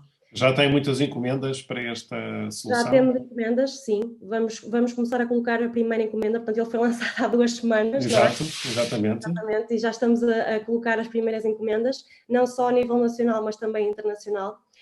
Depois, também temos... Para que tipo de utilização é que está a ser mais procurado? Sobretudo para empresas. Sobretudo Okay. para empresas. Para acesso... Exatamente. Sobretudo em empresas. Depois, temos também um produto que é o Smart Lamppost, que foi desenvolvido por um consórcio de empresas e com a Famaset, que é nada mais do que um poste de iluminação inteligente que é colocado numa cidade e que permite acoplar outras soluções, desde ecrãs, como os sistemas de carregamento de viaturas elétricas e também aqui o próprio EasyStation. Portanto, este novo estado normal que as pessoas falam da sociedade vai passar por fortes medidas de higienização e de prevenção. E aqui neste contexto que este quiosque e que o Smart Lamppost vão entrar. Como eu já ouvi aqui em outras iniciativas, eu acho que nós estamos aqui numa maratona e a correr um bocadinho contra o tempo. Então nós tivemos que lançar rapidamente este produto que ajudasse não só neste... Como é que foi o desenvolvimento deste produto? Foi 2 semanas também? Este produto surgiu a partir de uma conversa da equipa de inovação e desenvolvimento pelo WhatsApp. Rapidamente percebemos que seria um produto muito interessante para aplicar nas empresas e a partir daí nós somos também uma empresa reconhecida pela ANI, pela Agência Nacional de Inovação, e portanto temos uma equipa só focada para inovação e desenvolvimento. A nossa equipa rapidamente disponibilizou todo o tempo e toda a experiência que tem no desenvolvimento deste produto. Rapidamente fizemos o protótipo e colocámos-lo à venda, portanto foi basicamente assim. Contudo, eu gostava só de deixar aqui uma informação muito importante. É importante frisar que a economia não vai aguentar muito mais esta paragem prolongada sem o apoio efetivo do governo. Foram muitos meses em que as empresas tiveram que confrontar-se com o seu conjunto de compromissos financeiros habituais, desde a banca, como fornecedores, segurança social, o que fosse, e em que as receitas foram fortemente reduzidas, se não é que nulas em alguns dos casos. E, portanto, empresas viáveis e com boas perspectivas de negócio e em expansão viram o seu negócio um bocadinho fora do controle, portanto, tiveram medo de estar nesta sociedade e de estar no mercado. Portanto, o nosso produto foi totalmente desenvolvido com o nosso know-how. Okay? Foi feito com recursos internos da empresa e sem apoios externos. Eu posso lhe dizer que nós submetemos candidaturas às linhas de apoio à economia no âmbito deste Covid-19. Contudo, estas linhas de apoio estão sem resposta e sem feedback em tempo útil. Os apoios ainda não chegaram. Eu tenho noção de que, por exemplo, para as microempresas, que não é o nosso caso, nós somos uma PME, mas para as microempresas o tempo de resposta útil são de 10 dias e isso não está a acontecer. Mas, apesar disto, nós não deixamos de implementar os nossos planos, foram faseados, foram progressivos, isso é certo, mas mesmo assim aplicamos estes projetos de inovação e desenvolvemos novos produtos e, inclusive, nós também estamos este ano a celebrar os nossos 25 anos e, portanto, durante o próximo mês iremos para umas novas instalações com o triplo do tamanho das nossas atuais e vamos também criar novos postos de trabalho. Portanto, as empresas portuguesas aqui reinventaram-se temporariamente, esperemos nós, mas estamos certamente a lutar pela sobrevivência da economia. Obrigado, Inês. Jaime, o Miguel Bel tinha-nos deixado já aqui a importância de abraçar este que é um desafio de gestão para todas as empresas e falou, enfim, também da importância da economia digital e tivemos aqui o exemplo da Wingsys, de uma empresa que de facto foi capaz de desenvolver um produto novo para se adaptar às novas circunstâncias.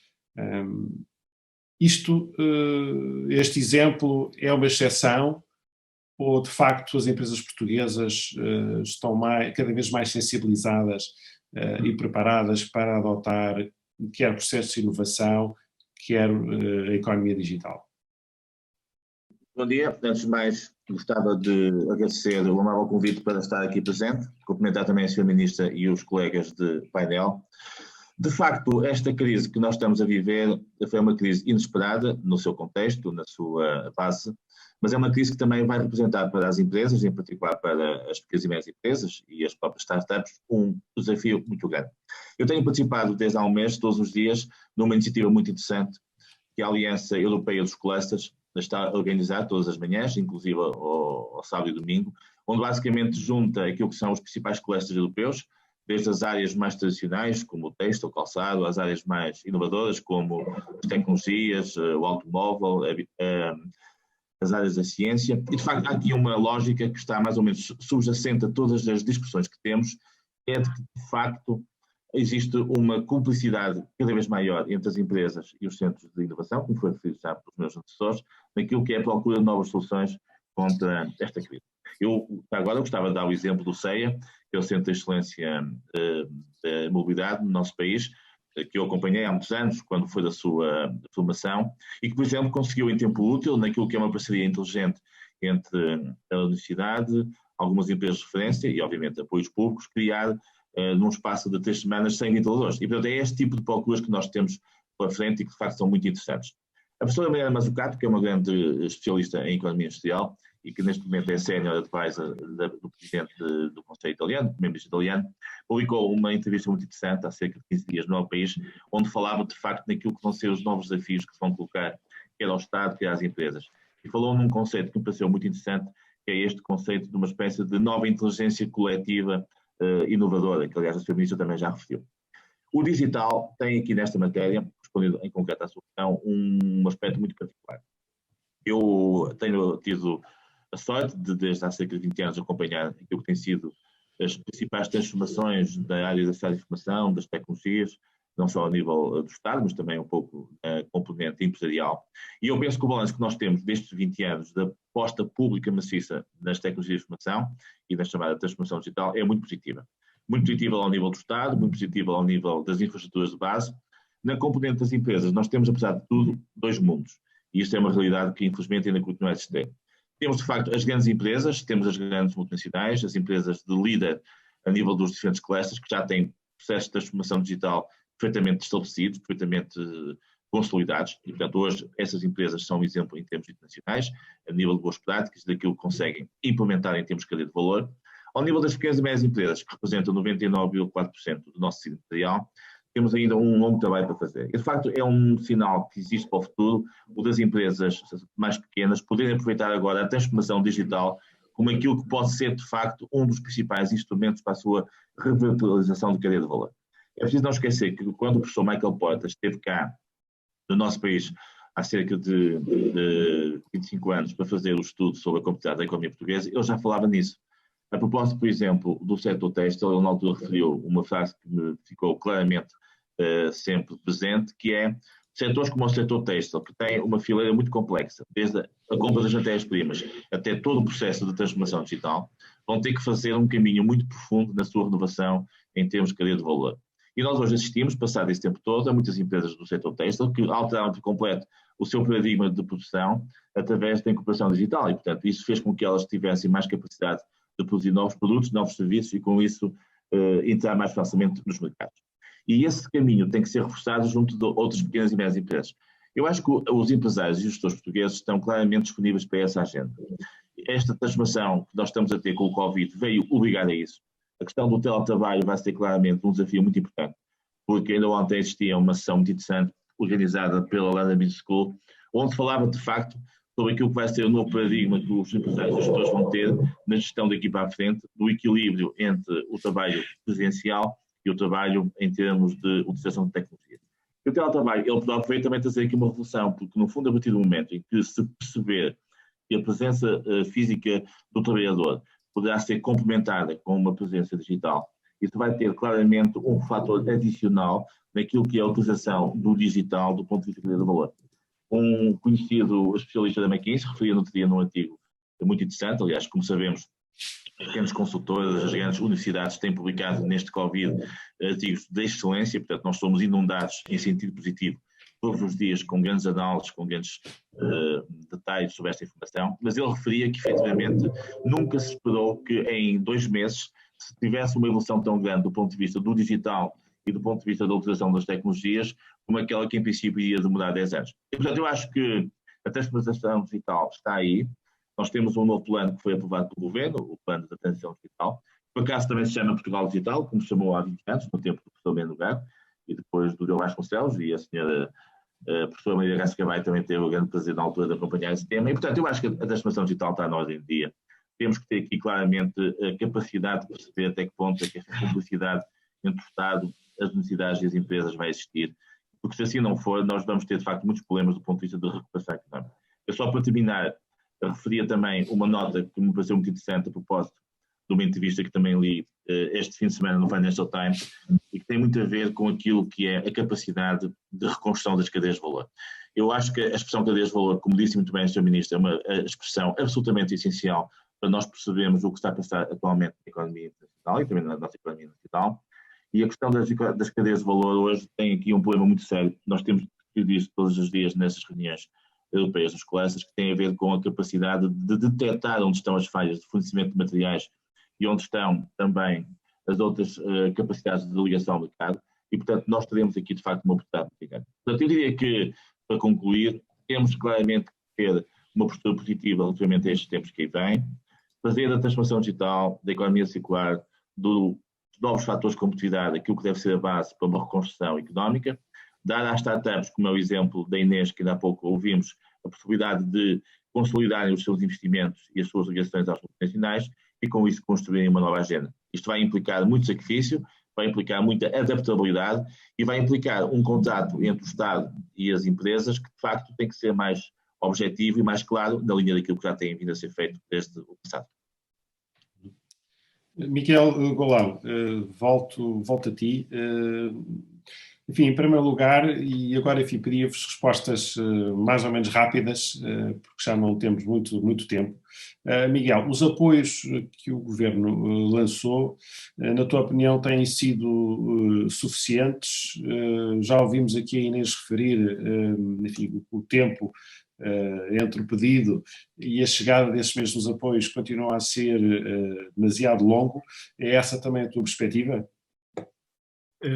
Ora bem, em primeiro lugar é preciso dizer que nota-se aqui um esforço enorme por parte do Governo em permanentemente ir moldando as necessidades que a economia vai sentindo. Se nós verificarmos ao longo do tempo, as medidas têm vindo a ser alteradas, muitas delas bastante alteradas, portanto, o que denota que há, de facto, um esforço para adaptar à realidade económica. e que temos que reconhecer efetivamente que as medidas são manifestamente insuficientes. E temos que falar das coisas de uma forma muito dura e crua. As coisas não vão ser iguais. As empresas não vão ter produção para poder continuar a empregar 1000 pessoas. As empresas vão ter nos próximos tempos produção para empregar 500 pessoas. E é preciso claramente começar a pensar nesta solução, na opção a tomar. Se as pessoas vão para o desemprego, se as pessoas ficam em layoff, como é que tudo isto vai funcionar? A indústria não vai ter essa capacidade. Isso eu posso assegurar. É impossível continuarmos a pensar que os níveis de produção que tínhamos anteriormente à pandemia vão continuar a existir. Isto vai demorar tempo. É preciso ter capacidade de resistir. E a questão do endividamento, aqui julgo eu, ganha uma particular importância. Todos nós falamos do excesso de endividamento do Estado, do excesso de endividamento das famílias, do excesso de endividamento das empresas. Mas as soluções que de alguma forma estão a ser encontradas, com exceção do layoff, são todas ao nível do aumento do endividamento. E é preciso ter atenção que a altura é de reflexão. É de reflexão sobre o que é que nós podemos fazer para ser mais criativos ao nível de um modelo novo de financiamento. Nós não podemos ter as empresas tão dependentes do financiamento bancário. É preciso criar linhas diferenciadas, por exemplo, o acesso das pequenas empresas a um mercado de capitais num contexto diferenciado. É óbvio que tem que haver uma evolução na literacia financeira das empresas, é óbvio que tem que haver uma aposta mais profissional das empresas ao nível de quem os acompanha, é óbvio que tem que haver o espírito por parte dos empresários em abrir o seu capital das suas empresas a terceiros.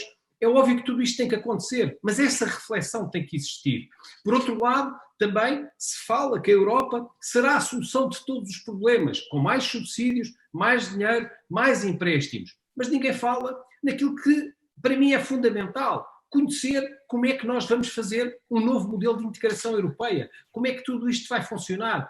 O que é preciso fazer para nós darmos estes passos muito mais significativos. Eu julgo que este debate também ele é decisivo. E eu sei, não me vou alongar muito mais porque o tempo é muito curto. Obrigado. Maria da Graça Carvalho, uma questão, e eu queria também confrontá-la com aquilo que o Miguel disse sobre a necessidade do novo modelo de integração europeia, mas antes queria só, enfim, de forma muito breve, questioná-lo sobre a importância de reabertura das fronteiras na União Europeia. Quando é que isso pode acontecer? Não é urgente termos esta reabertura? Por um lado, para o mercado interno é importante que as fronteiras estejam abertas para circular os produtos e também a circulação de pessoas sempre que seja necessário e imprescindível. No entanto, isto tem que ser feito com algum cuidado, porque nós não nos podemos esquecer que estamos a lutar contra uma pandemia que ainda não está completamente dominada e que, como não temos a solução definitiva que seja uma terapia eficiente e eficaz ou uma vacina, a nossa solução é distanciamento, algum confinamento e evitar a propagação de regiões que ainda têm mais índices de infecção do que outras. E, portanto, temos que ter sempre um equilíbrio entre estas duas questões. Nós, nos últimos dias, temos tido algumas notícias muito positivas, nomeadamente a Comissão tem informado que a Comissão Europeia tem informado que a Agência Europeia do Medicamento já tem em mãos a autorização de algumas terapias que, num espaço de algumas semanas, estarão no mercado muito eficazes para o tratamento, e eu penso que, se isso for o caso, imediatamente haverá um efeito psicológico e importante nas pessoas e na economia. Não basta haver decisões a nível das entidades europeias e dos governos se não existir confiança por parte das pessoas, das empresas e não basta abrir as fronteiras, restabelecer os voos.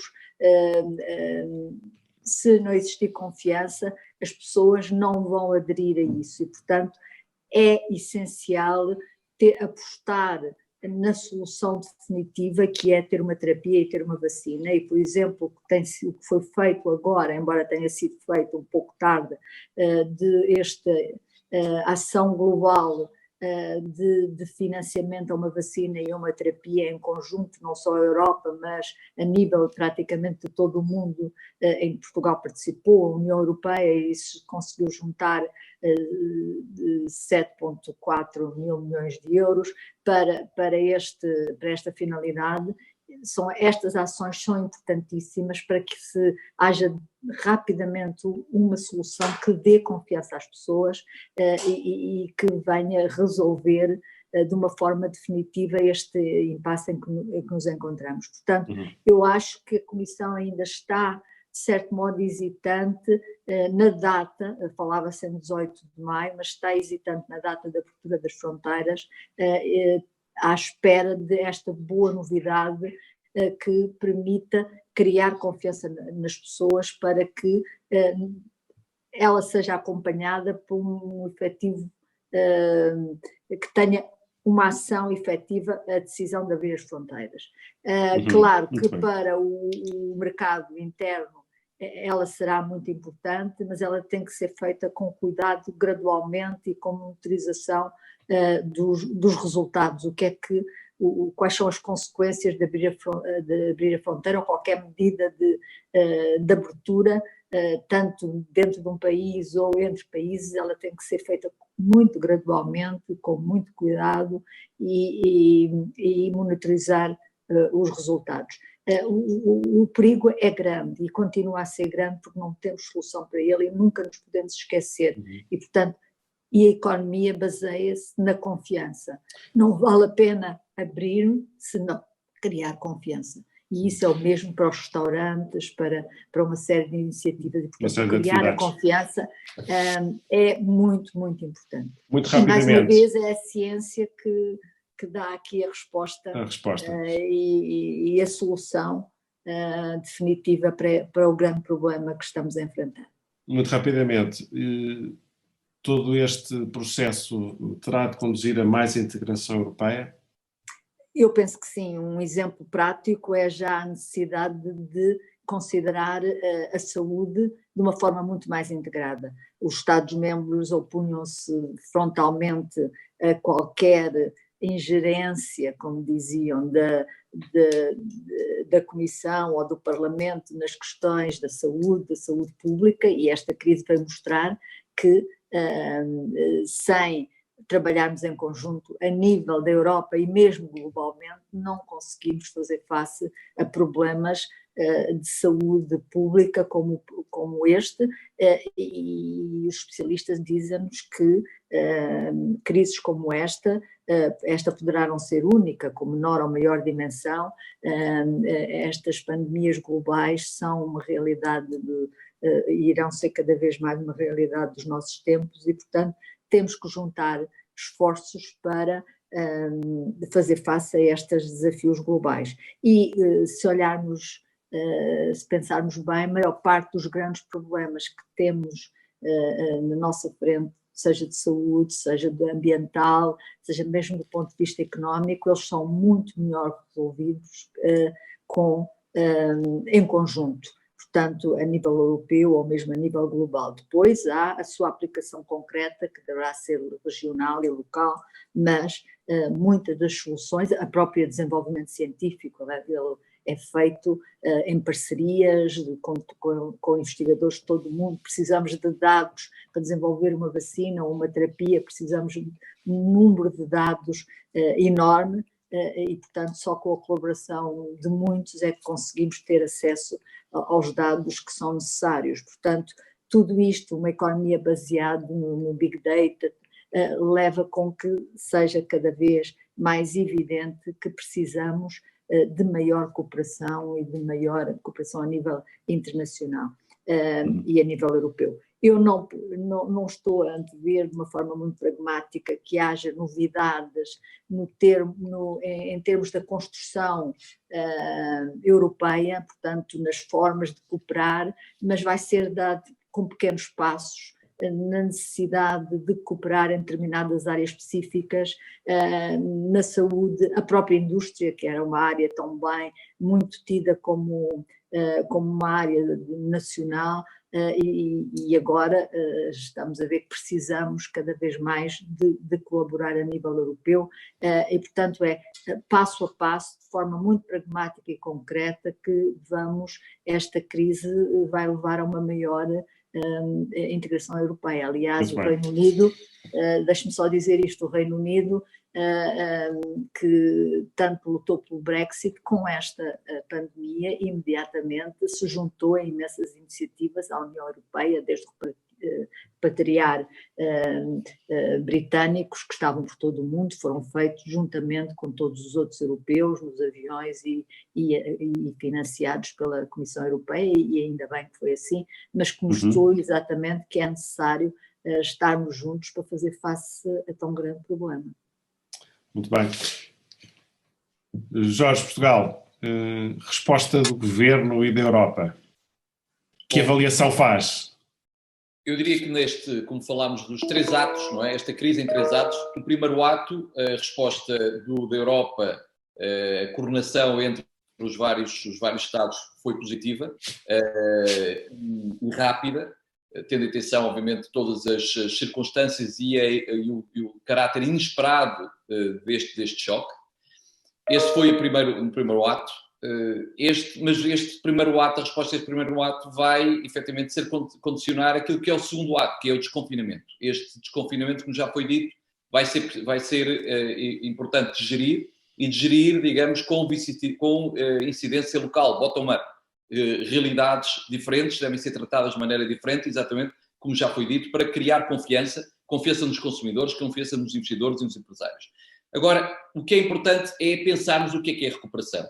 E na recuperação, aquilo que o comissário Thierry Breton já disse, é que primeiro a indústria vai ter um papel muito importante na autonomia estratégica da Europa, eu diria de cada país dentro da região europeia. O comissário Breton disse outra coisa também interessante, a Europa tem a indústria mais forte do mundo e tem a aspiração, digamos, de liderar aquilo que é a transformação global da indústria. E isso é uma coisa boa para Portugal, desde que a agenda, a política industrial, tenha os aspectos adequados para promover a competitividade e o mérito das empresas, nomeadamente das empresas em sã concorrência. E eu diria que há aqui vários aspectos que têm que ser olhados na política industrial. Primeiro, a questão da concorrência, o acesso ao mercado interno. Há ainda grandes barreiras das PMEs, digamos, a aceder em condições equitativas ao mercado europeu. Segundo, regras desiguais de concorrência com atores e concorrentes estrangeiros de fora do mercado de acesso, que concorrem com produtos, digamos, de preço mais baixo, mas também de qualidade mais baixa e de normas mais baixas. O investimento na modernização e na descarbonização da economia. As metas estão aí, serão para cumprir e é necessário uma forte adaptação, um investimento nessa adaptação das empresas, e já está aí, 2030 está aí. A questão das matérias-primas e do sourcing, e portanto a Europa importa 80% das matérias-primas, tem que haver uma redução, não vai ser fácil de internalizar o sourcing das matérias-primas e reduzir o risco do abastecimento. E, finalmente, 2 aspectos absolutamente essenciais que estão relacionados.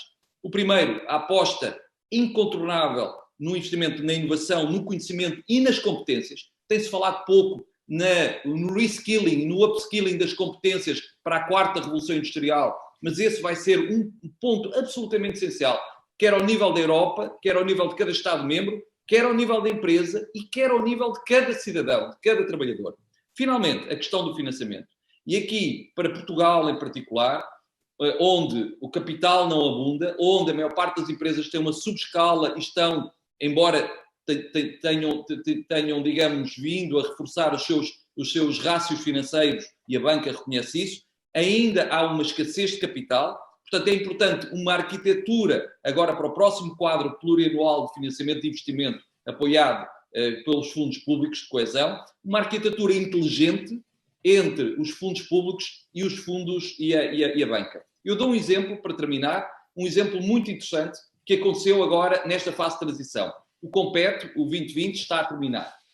E a questão é como prolongar e não interromper aquela dinâmica de investimento que as empresas estavam a ter. O que se fez, e já foi lançado, e foi lançado mais uma vez muito rapidamente, produtos híbridos, onde o apoio público garante o fundo, a parte do crédito não reembolsável ao investimento, e a banca garante em condições com garantias do Estado, garantias que podem chegar até 80% do risco, garante a parte reembolsável. E isto é uma arquitetura inteligente para financiar e para garantir que a banca tem aqui também um papel de tolerância e de apetite ao risco das PMEs, mas ao mesmo tempo um papel cada vez mais importante no investimento. Portanto, resumindo, é a resposta, eu diria, do primeiro ato positiva. Segundo ato, vamos ver, esperando, digamos, rapidamente um desconfinamento em segurança e criador de confiança, mas acima de tudo, o terceiro ato, a recuperação, vai ter que haver efetivamente uma coragem e um arrojo político a nível da Europa, que obviamente contaminará decisivamente cada Estado-membro, a nível do investimento na transformação industrial, no reforço industrial, aliás, como é reconhecido como um fator estratégico para o futuro e para a prosperidade e competitividade da Europa relativamente a outras regiões. Inês Barbosa, há pouco estava a referir que a WINCSIS e a empresa a que a WINCSIS pertence vão dar-se para novas instalações maiores, estão a contratar. De facto, isto também pode ser uma oportunidade, é essa a mensagem que este passo que a WINCSIS pretende dar mostra. Sim, claro que sim. Eu acho que, sobretudo, nós estamos a passar por um período de grande incerteza e existe aqui uma necessidade emergente de orientação sobre este regresso à normalidade. Da parte das empresas, eu sinto que a maior parte delas estão a fazer de tudo e estão a reunir todos os esforços para conseguirmos dar a volta a esta situação. Contudo, sentimos, como é óbvio, que esta pandemia e a radical diminuição das deslocações, da participação em feiras, de reuniões, portanto, tudo isto diminuiu muito a procura pelos bens e pelos serviços e levando também aqui à deterioração assim, da economia. Contudo, eu acho que temos aqui uma luz ao fundo do túnel, não sei se será para já, se será no imediato, eu acho que isto passará muito aqui por um plano de recuperação que eu acho que deve ser feito em conjunto com as empresas, pelo governo e em conjunto com as empresas, e que passará sobretudo por medidas muito progressivas, muito medidas, muito faseadas. Eu acho que sim. Muito bem. Jaime, um aspecto que já foi aqui falado, mas de facto pode ser inspirador, tem a ver justamente com a organização dos setores em rede, na criação de parcerias para o desenvolvimento. Esse é de facto o caminho? Sim, sem dúvida. Eu acho que a experiência que nós temos tido em Portugal nos últimos anos, nomeadamente através dos clusters e através de parcerias entre as empresas e as universidades, é claramente um bom exemplo. Agora, é preciso que depois desta crise que nós vamos ter, essas parcerias sejam objetivas e tenham um resultado muito concreto. Porque, de facto, a questão que nós temos em cima da mesa é que a economia vai mudar por completo. A paralisação dos mercados internacionais, nomeadamente dos mercados europeus e também de outros mercados, e uma transição que vai demorar algum tempo, vai obrigar as empresas a redefinir aquilo que são as suas capacidades internas, os seus recursos, a sua cadeia de valor. E há aqui uma expectativa, como muito bem dizia a Inês, relativamente àquilo que é o timing de espera em relação a essa mudança. E, portanto, vão-se ter que criar alianças inteligentes, que é o tema do lado, em que efetivamente as empresas procuram complementar aquilo que são as suas ofertas de serviços e produtos e com isso consigam apresentar novas propostas de valor para os mercados internacionais. O mercado interno é muito importante, nós temos que reinventar o mercado interno, em função daquilo que são as oportunidades que existem e as capacidades de rendimento disponíveis, mas temos também que ir de encontro a um mercado externo que vai ser diferente. E vender para a Espanha, para a França, para a Alemanha, para o Reino Unido, que são os principais mercados nossos há já muitos anos, mas mesmo para outros mercados mais distantes, como é o caso dos Estados Unidos e do Brasil, vai obrigar as empresas a ter que ser mais solidárias e mais competitivas. Portanto, acho que efetivamente os clusters, eu sou um grande adepto dos clusters porque acho que são uma filosofia de organização muito inteligente das empresas com as universidades e com os centros de conhecimento. Vão ter aqui uma nova agenda. Eu sei que a Europa está a apostar muito nos clusters, vai fazer muito pelos clusters em termos de apoio público, mas temos claramente que perceber que isto tem que ser muito focado, muito objetivo, para que tenha resultados concretos. Muito bem. Muito obrigado aos 5 por este debate. Ficou, enfim, aqui claramente a mensagem da importância da aposta na indústria, num tal renascimento industrial que esta circunstância da pandemia e da crise proporciona, enfim, e a forma como ele pode ser potenciado desde logo através quer da transição digital, quer da adoção de critérios de sustentabilidade, mas também, enfim, com parcerias que permitam congregar essa tal inteligência no sentido de reforçar o valor da indústria portuguesa. Muito obrigado aos 5, muito obrigado a quem esteve a seguir connosco esta webconference no streaming do Jornal de Negócios. Os conteúdos desta conferência vão ser publicados na próxima semana. O vídeo também ficará disponível para quem quiser rever. Muito obrigado a todos e resta um bom dia. Muito obrigado.